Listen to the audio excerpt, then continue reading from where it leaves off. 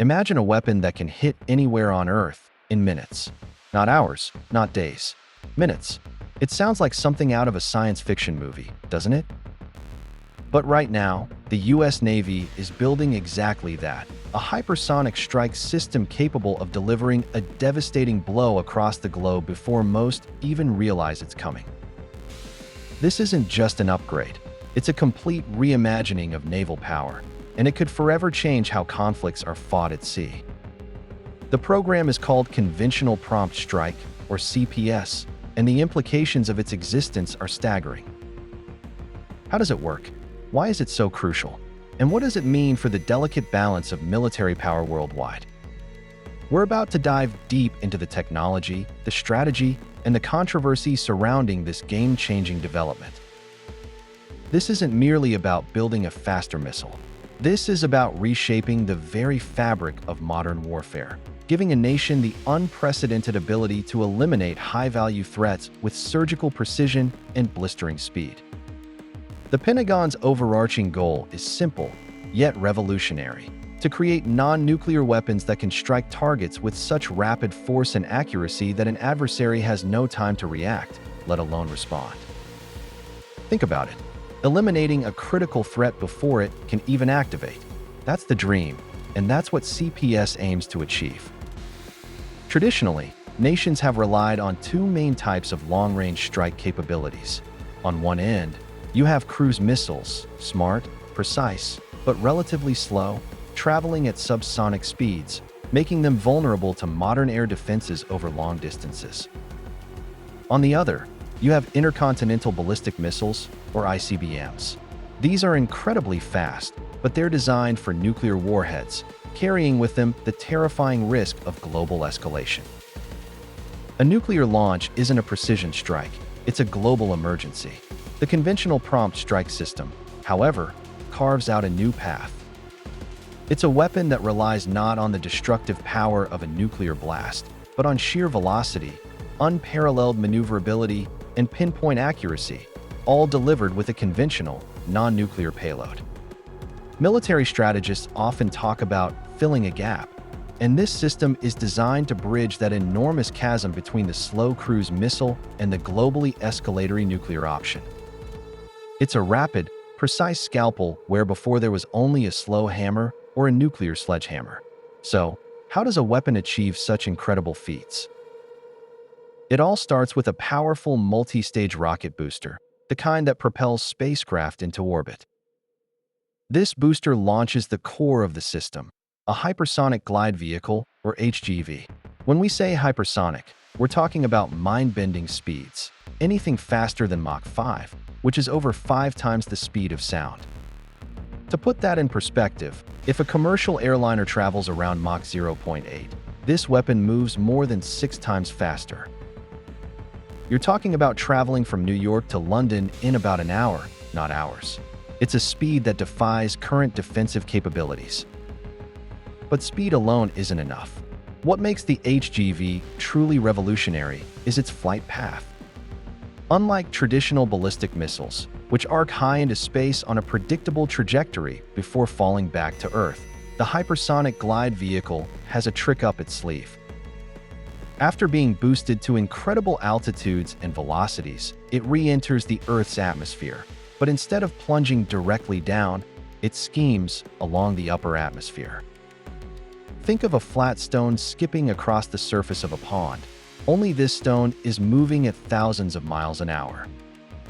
This unique atmospheric flight allows the HGV to maneuver and change direction, sometimes dramatically. This isn't a straight line. It's a dance, a complex aerial ballet that makes it incredibly difficult for existing missile defense systems to predict its path and, more importantly, to intercept it. Current interceptor missiles are designed to hit predictable ballistic trajectories. They simply aren't fast enough or agile enough to chase down a maneuvering target moving at Mach 5+. It's like trying to catch a mosquito with a baseball bat when the mosquito is also traveling at the speed of a jet fighter. And how does this marvel of engineering even get off the launch platform? The Navy is using what's called a cold launch system. Instead of igniting the missile's massive rocket engines while it's still nestled inside the ship or submarine, Compressed gas literally ejects the missile out of its launch tube. Only once it's safely clear of the platform, sometimes dozens of feet in the air, do the rocket engines fire up. This method offers several crucial advantages. Firstly, it significantly increases safety for the launch platform, protecting it from the immense heat and pressure generated by an immediate engine ignition. Secondly, by ejecting the missile before ignition, it reduces the immediate thermal and acoustic signatures, making detection of the launch slightly more difficult in the critical initial seconds. It's a subtle but vital detail in an environment where every millisecond counts. A weapon like this needs a stage, and the U.S. Navy plans to deploy the conventional prompt strike system on some of its most capable vessels, both above and below the waves. Initially, the focus is on modifying existing surface ships. Specifically, the powerful stealth destroyers are being retrofitted to carry these formidable missiles. Imagine a destroyer, already a symbol of naval prowess, now armed with the ability to reach targets thousands of miles away in a blink. These modifications involve replacing some of their older weapon systems with the dedicated launchers required for CPS. It's a costly and complex endeavor, but one deemed absolutely essential for future naval dominance. However, the real game changer, the truly frightening prospect for any adversary, lies beneath the ocean's surface. The Navy also intends to deploy CPS on its submarines. Future attack submarines are being designed or modified to accommodate dedicated launch modules specifically for hypersonic weapons.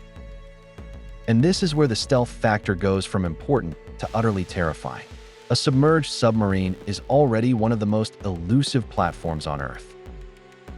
It can patrol vast stretches of ocean, largely undetectable, for weeks or months at a time.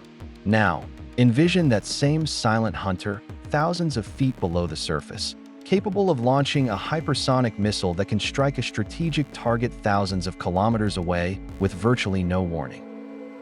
The strategic implications of a submarine-launched hypersonic weapon are profound. An enemy would have little to no indication of the weapon's origin point, making defensive measures exponentially more challenging. You can't intercept what you can't see coming, and you can't retaliate effectively if you don't know who or where the attack originated from. This capability transforms the submarine from a simple stealth platform into an invisible, precision strike powerhouse, making detection and defense an almost impossible task. It's like trying to swat a mosquito that flew in through an open window, except the window is thousands of miles wide, and the mosquito is traveling at Mach 5. Bringing such cutting-edge technology from concept to combat readiness is no small feat. The journey for the conventional prompt strike system has involved years of intense research, development, and rigorous testing. We've already seen significant progress on the ground.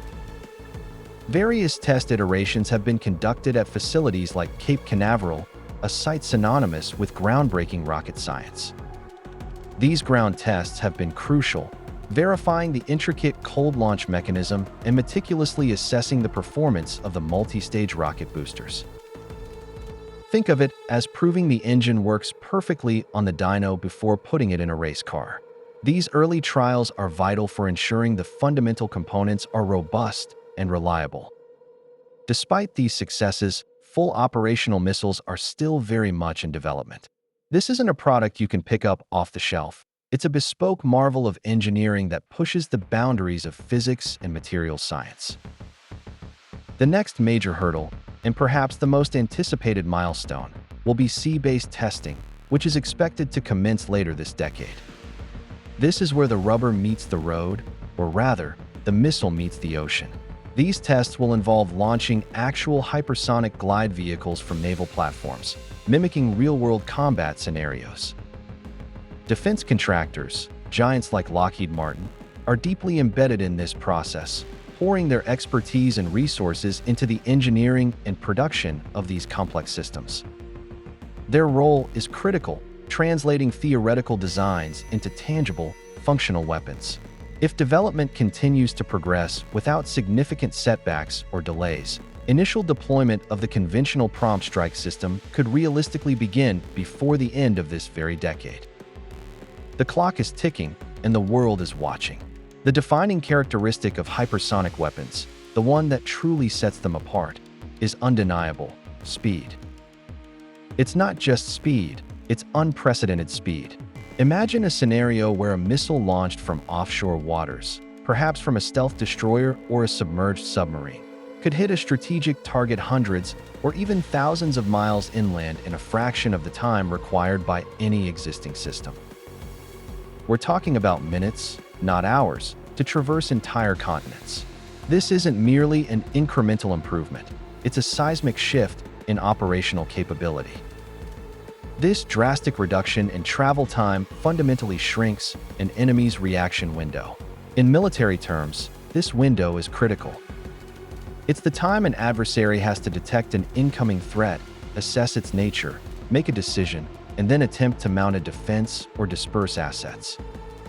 With hypersonic speeds, that window effectively slams shut. This dramatically increases the effectiveness of surprise strikes, making it nearly impossible for an enemy to adequately respond or protect their assets.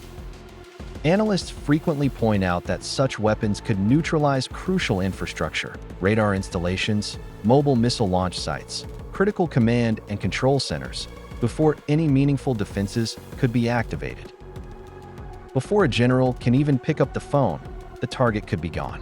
Supporters of the conventional prompt strike system argue that this capability isn't about aggression, it's about strengthening deterrence. By providing commanders with a rapid, precise, and non-nuclear strike option, it offers a credible response to a wide range of threats without immediately escalating to the nuclear level. This means a nation could hold high-value targets at risk, forcing an adversary to think twice before taking certain actions, knowing that there's a conventional punishment that arrives almost instantly. It's a powerful tool in the arsenal of strategic diplomacy, a way to project strength and resolve without crossing the red line into nuclear conflict. Despite the incredible promise and strategic advantages, the conventional prompt strike program is not without its critics and significant concerns. Like any groundbreaking military technology, it casts a long shadow of debate among analysts and policymakers alike. One of the most glaring issues is the astronomical cost. Hypersonic weapons are incredibly complex, pushing the boundaries of material science, propulsion, and guidance systems. Developing and producing these marvels of engineering is extraordinarily expensive. Critics often question whether the immense financial investment is truly justified, especially when compared to improving existing, more affordable missile systems. Is the marginal gain in speed and maneuverability worth billions, or could those resources be better allocated to other defense priorities? It's a valid question when defense budgets are always under scrutiny. Beyond the financial outlay, there's a more profound geopolitical worry. The deployment of such advanced weapons could ignite and intensify a global arms competition. And truthfully, it already has.